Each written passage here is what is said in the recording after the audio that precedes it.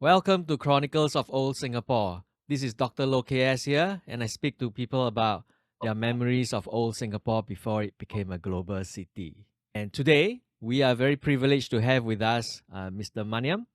Mr. Maniam remembers Singapore, a part of Singapore that is really one of the oldest areas in Singapore, right? The port area, the Tanjong Pagar area, which is very important to our history also in the last 50 to 70 years.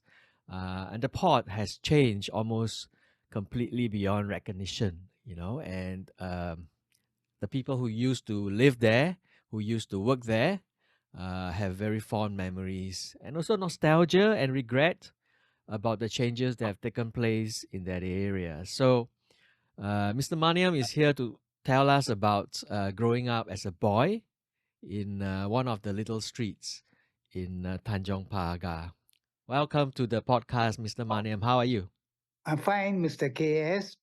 Since you asked me about the former Tanjong Pagar area, in Tanjong Pagar area, there is a street called Trafalgar Street, where I was born. I have a family, my father, my late father, late mother, uh, three siblings, including me, four of them. My eldest uh, is a sister, and then the other two is a twin, Mr. Ramasamy and Madam Lechmi, and I'm the last. Um, uh, Myself and my brother went to a primary school in Trafalgar Street. This primary school name is Trafalgar Primary School, which is very close to the seaside. It's a very nice area where students after school will watch the sea, the waves of sea, high tide and low tide. And even people, uh, when there is a complete low tide, people go into the area, the shores, catching. There are small rocks where inside there's a whole crabs hiding inside. And even I myself, my brothers, my sisters, included, will go with a long, thin, sharp uh, iron. Will poke into the hole and get the crab. This is how we spend our one of the leisure times in Trafalgar Street. When would this be, Uh, Mr. Maniam? When would this be? What year? uh, must be 1951, 52. Wait, I'll finish my primary six, 1956. That means 1951. 1951. Right. It's a very old school, but that school is no more existing. It's a multiracial school. Mm. Uh, some of my classmates uh, who had been uh, who have been holding higher posts in the banks. Even one of them became a doctor, Mhm. and some of them in the civil service. As I am one of the civil servants of that time. Once I finished my O level, and I started to work because of my family's poverty.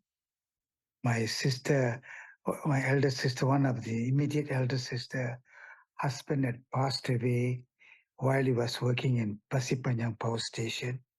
Dynamite exploded, and three children are very small children, 2 years, 3 years, and 5 years. And one child my sister was carrying in her stomach. So compulsorily, I have to stop after my senior Cambridge, where I studied in ACS Ah, well, which one? Which ACS is this? in Baka Road. Abaka Road. Mm. Could you tell us, Mr. Mani, about what your father was doing in the area, his job? Okay, okay. My father was working in the Singapore Harbour Board, now known as Port of Singapore Authority. He worked as a mando. In Malay they call mando, but in English literary translation is overseer.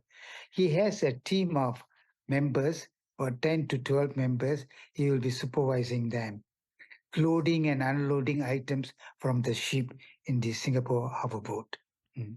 Was he ever one of those? I mean, those people who do the unloading. Those are the stevedores, right? The laborers. Was he a Yes, laborer before? uh, uh, I think he was a laborer for some time.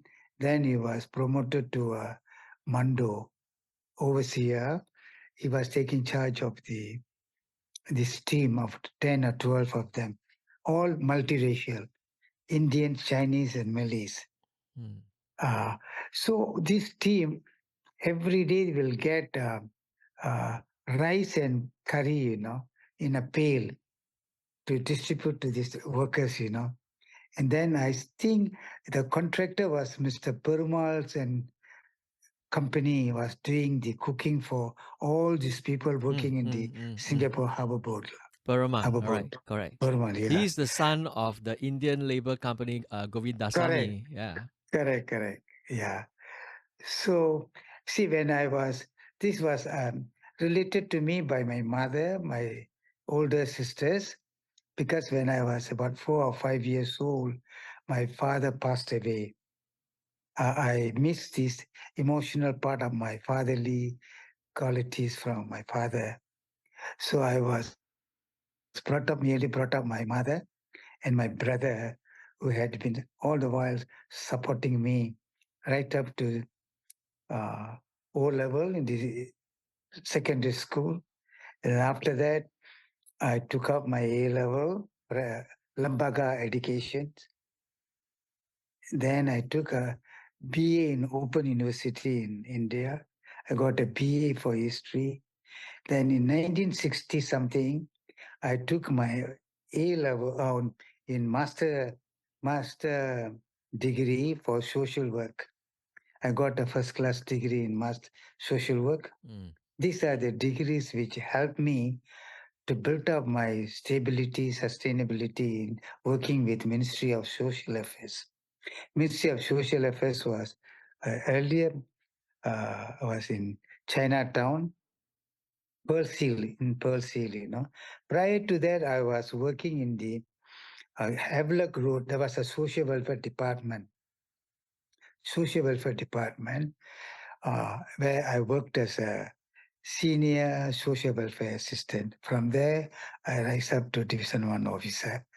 Uh, it's a very interesting job.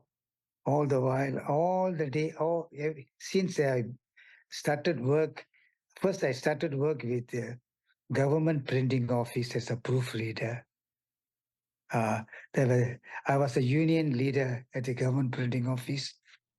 I was also uh, uh, as working as a proofreader. Some of the historical things I have done when Singapore was separated from Malaysia. The first day, uh, we were called up to work in the government printing office late night and told us not to reveal to anybody. That was on Saturday. Saturday we are working, and top ministers who brought us the separation paper, we were proofreading. I read the English and Tamil versions. This is also in one of the PAP 50th year book, one article I have written there. You could have seen. So this part, I'll come back to Tanjong Pagar. Tanjong Pagar, Sorry, we have... I want to ask you a thing about the separation, right? I'm just interested in it. Okay. So you did the proofreading in English and Tamil. Yes, that's right. Were there anything you had to edit? No, this was drafted by the ministers, Mr. Rajaratnam, Edwin Barker, and Mr. Fongsi, late Mr. Fongsi. They are the people who come there to printing office. So after proofread, no, I just read the style of the house and then corrections. Whenever they type corrections, amended the corrections, then I'll give it to them. Then the next day morning, he announced in the radio Singapore was separated from Malaysia. Okay, so this was the kind of the '65, official official. statement, Yeah. right? Not the Lee Kuan Yew speech as such. No, no. That one probably is not, But, his yeah, personal and statement, right? yeah, personal. But that was very captivating to entire Singapore citizens while he was telling that Singapore was separated from Singapore. He was merely crying. Mm, That is one of the good qualities of a leadership. mm, See, a person is also have concern for the people, concern for the country.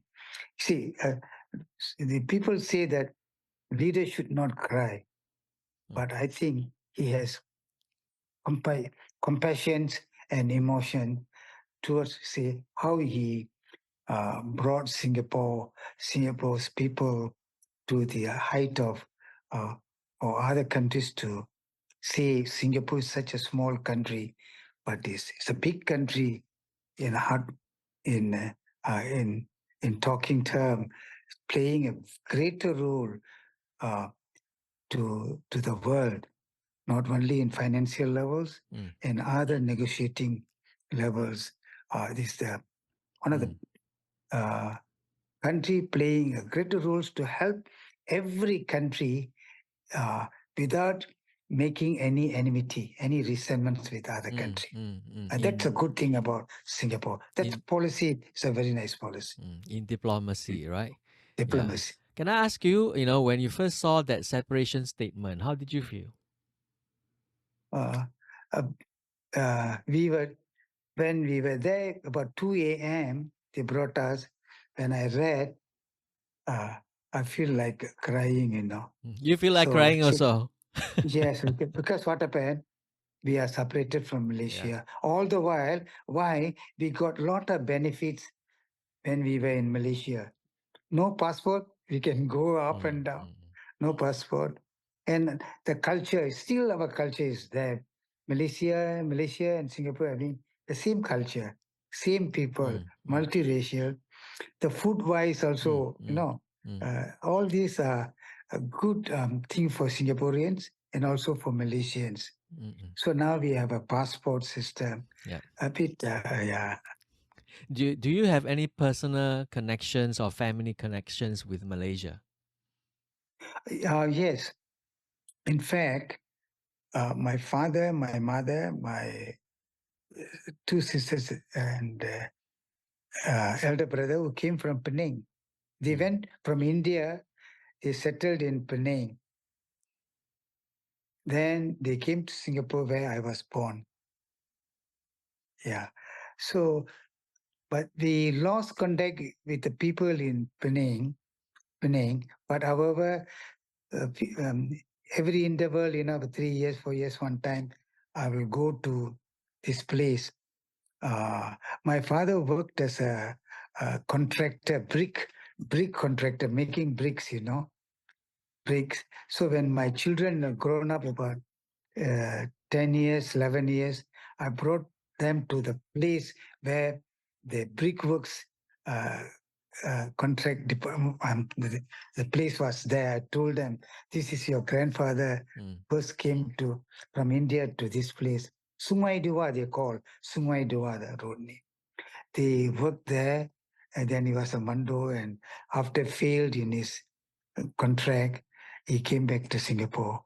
And I was born in Singapore, I said. Mhm. right, right. I mean, I'm born, in Singapore after independence, right? So, for my generation, we cannot understand the close ties that Singapore and, before that it was called Malaya, the Mhm. two countries had, Yeah. culturally, socially, family wise. Mhm. That's so So what different happened? now. It's so different. Because whenever school holidays, no, the teachers organize a zoo visit to Johor Bahru. Mm. I can remember uh, several times he went to visit Johor, but not many animals. There was one lion, very old lion, you know. Yeah. That's a good memory. And also the train journey.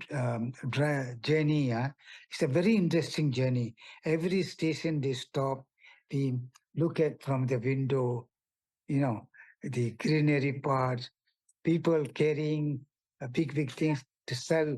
While the train stop, they will come and sell kacang putih, all kind of kuih, mele kuih. All these are very interesting, but this all disappeared now, I think so. Oh, so right. Yeah.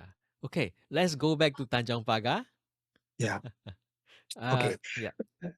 The school was situated just opposite sea. Sea. Uh, then on the extreme left, there is a companies, concerned with shipping and all. Then on the right hand side was our quarters. They provided quarters for those who are working in the Singapore Harbour Boat. Sorry, We where are the live quarters again? Was it at Trafalgar Street?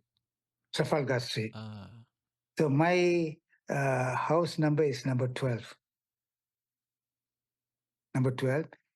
Just around that area, there is brickworks, small pebbles, the bricks, where the is a PWD or PU was doing that job, breaking of pebbles, there. Towards the extreme end of these brickworks, I had seen two big warships, damaged warships, have been lying on the sea for many years. We always go and swim around there. We go into the ships, all broken ships. really? Yeah, Huh. warships. You mean Yes, just off the Trafalgar Street area? yes, the sea area linked to the, yeah. There were two broken warships. We boys will always go there and swim around there. Then there's around there also, there is a big bungalow with an open field where the governor of Singapore used to come there and visit or live there. Yeah, that's the only chance for us, young boys like us, to see the white people there. They're having evening dancing, tea party and all. Right, right. There was also Yeah. a yacht club in the area, right? Yeah, yeah, Yes. yeah. Yosh's Club. And beside that, there is a big Malay kampong. Mm. Malay Malay Kampong. kampong. Where Yeah, exactly? near, they call Trafalgar Street. You come deep in. See, when you pass from the main road, Tanjong Pagar area, you come in Trafalgar Street. There is a place called Low Hill or something Yeah, where Low Hill. Yeah. uh, prostitution was existing. Prostitution was existing. Mm. That area. After you come in, there is a small Hindu temple. Hindu temple. After the Hindu temple, it's a behind that Hindu temple, there were these police who are recruited from India, I think so. Big dormitories, few dormitories. These are the police, police. Do you mean the hoverboard police or the regular police? This Maybe hoverboard? You think hoverboard police? about all look like Indians come from India. Mm. And before that, this quarter, this police quarters, there is a police station in Tanjong Pagar. Mm-hmm. Police station Tanjong Pagar, where this police station every Friday they will show movies, films. So what we will do, the gate, below the gate, a big gate, you go down the gate inside and go into the area where we watch movie, English movies, And beside, far away from this place, there's a 10 cents cinema theater, open cinema theater, 10 cents. So open theater, 10 cents Open. cinema Okay, theater, okay, okay. 10 cents, all covered, but open. Two roof is open. Yeah. But after that, there is a gate number 2, Singapore Harbour Boat. Mm. Mm. Gate number 2. Then along the time, when we wanted to go to buy things, provisions, market, we have to go to Tanjong Pagar Road. It's about uh, about 600 to 700 meters away. We come to Tanjong Pagar, the main area. We come there. That's a Tamil school. I started my education in a Tamil school. The name of the Tamil school is Neelambigai Tamil School. Neelambigai Tamil School. This school later shifted to Keppel Road. Mm. So in Keppel Road, there were many Indians. This Harbour Board, Singapore have built so many quarters. Those who are for those who are working, who work in the Singapore Harbour Board, all mixed, Mm. Chinese, Indian, Malays. Mm. Many quarters. There were so many small eating stalls. The foods are more tastier than anything. Now you cannot find such a cuisine food, tasty foods, delicious food. You Like cannot find. tell us what kind of dishes. Like you can buy fish curry with rice 20 cents, fish curry with fish 20 cents, 40 cents we can eat. Like chi chong fan, egg, boiled egg, a lady, sitting with a small box. We always go, this egg, boiled egg, when with ketchup, she will give, I think, 5 cents or 10 cents, very tasty. Then kway teow all 15 cents, 20 cents. Kway teow, icha kueh, chi chong fan, uh, uh, and other Malay food also. Mm. These are very tasty, very delicious. I couldn't find today, You can't find it such a anymore today. Can you find it in and Malaysia? Malaysia, yes, certain Yeah. places. Yeah. Certain places, yes. Do True. you think it's because of the skill of the cook? But most of the Uh, cooks, either they passed away or they left Singapore. Either they went to Malaysia or they went to India mm. or China, other parts. Mhm. Do you want to tell the story of why you changed the school? Because after primary six, Uh, I have to no, go no. to. After you when you changed from the Tamil school to Trafalgar Oh, School. yes. Yeah. Okay. See, then the Tamil school, there were many students. All of us started the Tamil school. Many of them, so when Trafalgar School was built, so many of them left to Trafalgar School. Only few students. I definitely I should go along with them, but I have no um, fatherly figure to bring me to the school because I have no father at that time. And then uh, I went personally to the school at the age of 9 or 10. I saw a peon named Muthusamy, an Indian. He asked me, I told him I want to join this school. He helped me to register my name in that school. That's how I started the school. My first principal was Lady Miss C.C. Tan. It's a wonderful principal.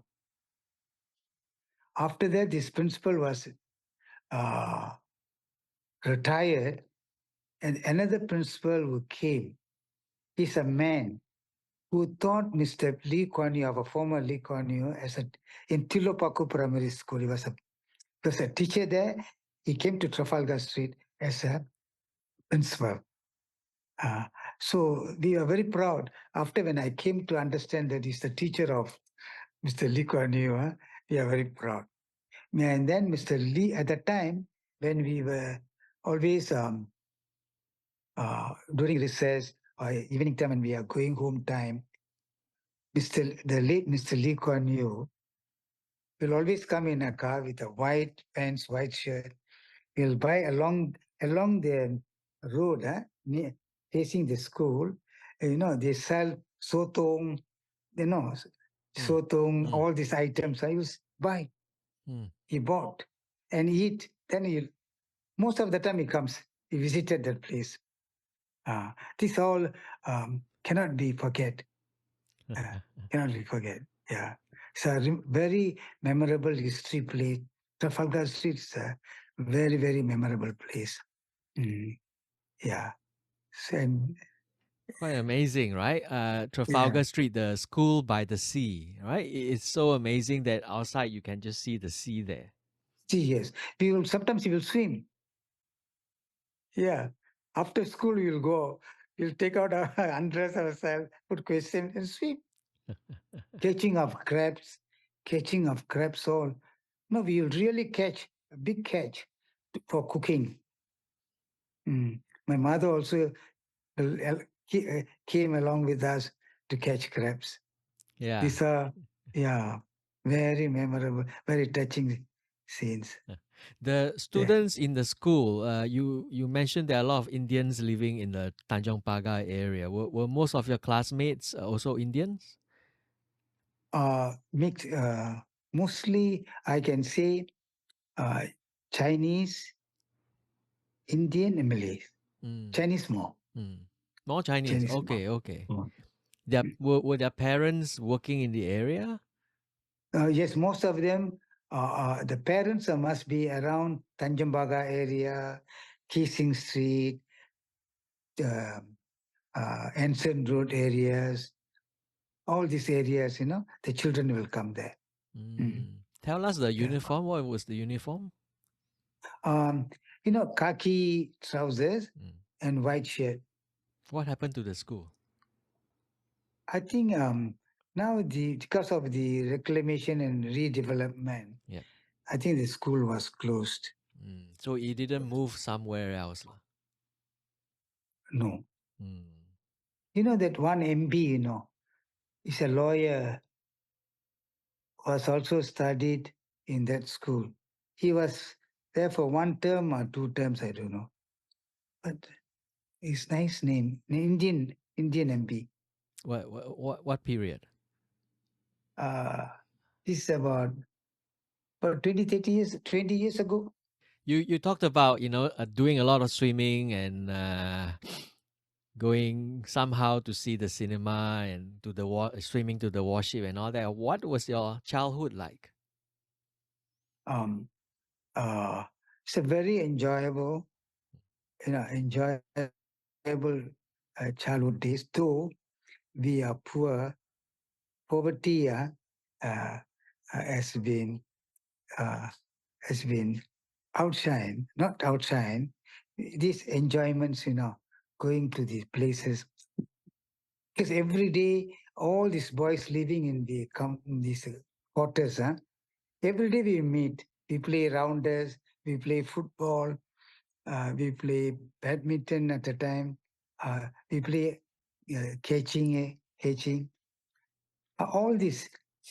So try to forget about my poverty, though that's one thing I have to say, we were the recipient of social welfare assistance. Oh, your family had social welfare assistance. Social welfare Uh, assistance. oh, because your Yeah. father passed away early, I guess. Passed Is that away, yeah. Yeah. So my mother was an uneducated woman. So we receive every month $8. $8. mm, With that $8, my mother uh, used to budget. And also my mother will go around the area, big field area, forest area, where, the sayo, she will go in, grow widely, you will make it bundle and sell for 10 cents. right? This is to the neighbors and the kampung area there. Did your mother work? No, Ah, she's a housewife. She's an oh, uneducated woman. yeah. So what happened? Brother, my brother who left in at secondary too, because the poverty was so immense. So my brother Mm, started to work as a peon. Later part, he joined adult education board and passed his senior Cambridge. mm. Tamil, yeah. This is how. Uh, So essentially, most of the family had to. I mean, your siblings had to, including yourself, right? mm, End your studies earlier and go out to work. yeah.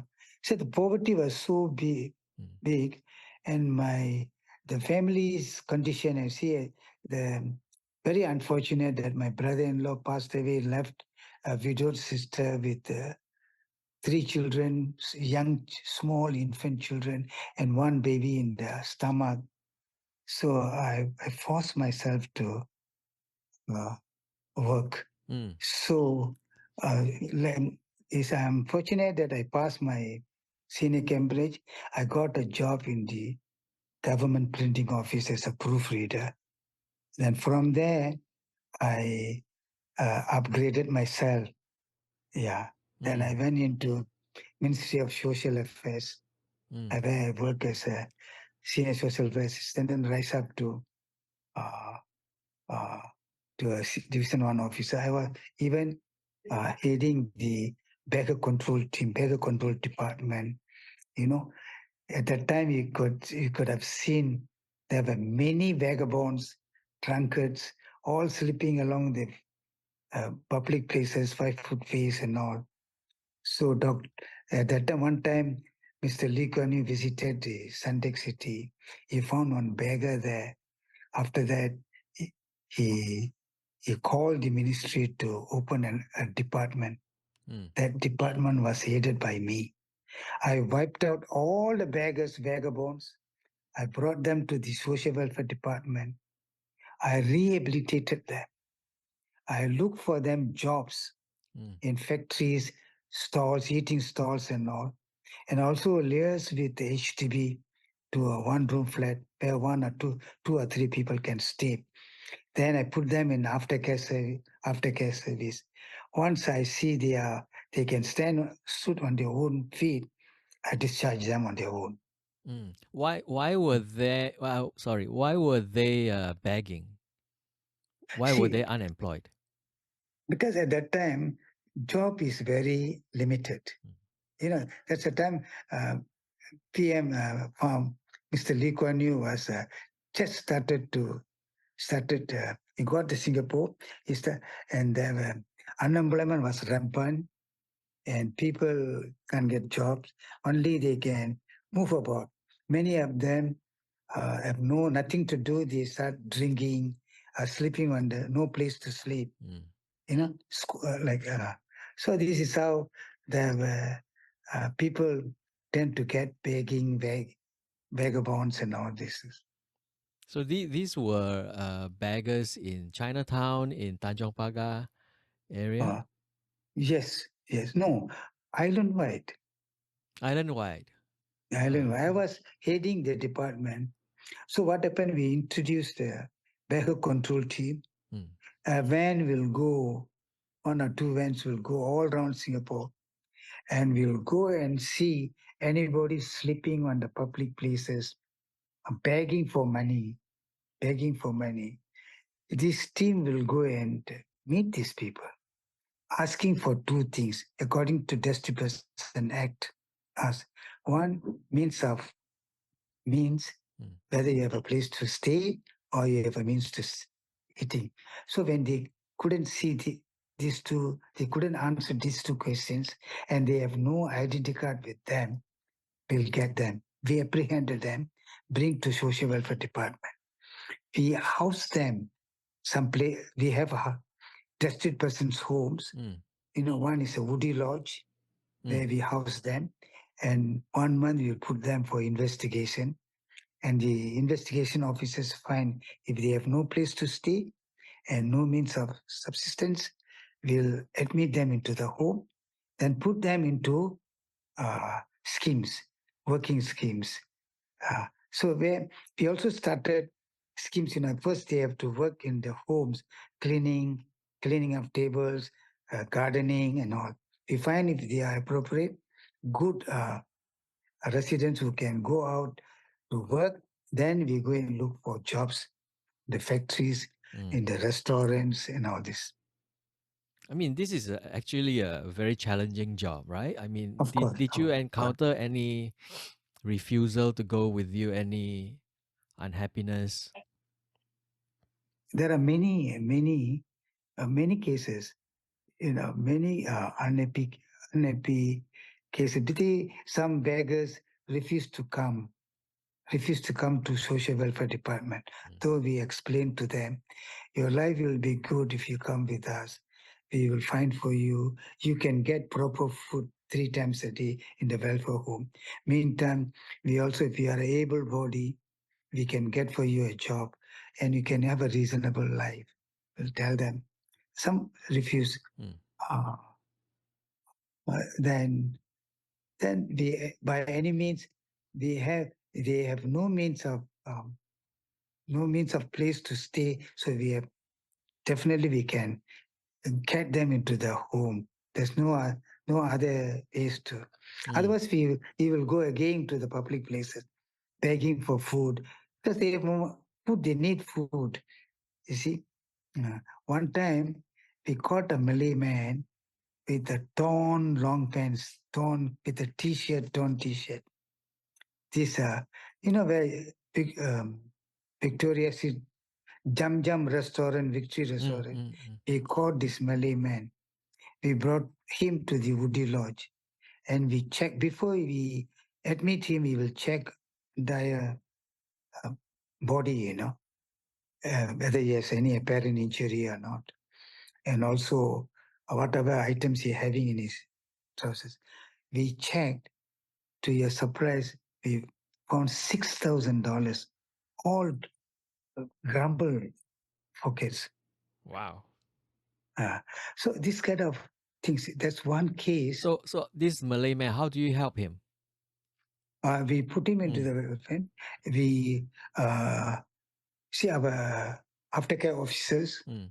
then the welfare officers in the homes will put up uh, schedule for him. What he must. So every morning he must have shower.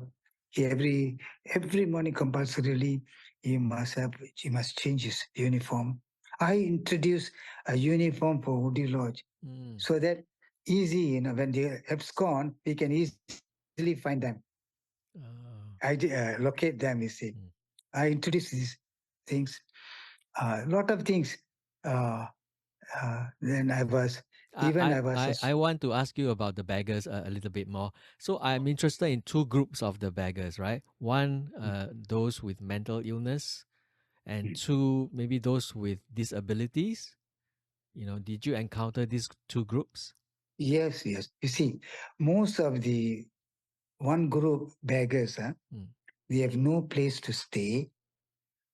Either, see, they are immigrants mostly. Most of Mm. them are Mm. aged, Mm. immigrants and no job, nothing. Immigrants. Number two is uh, the family had chased them out, and then they go into the streets.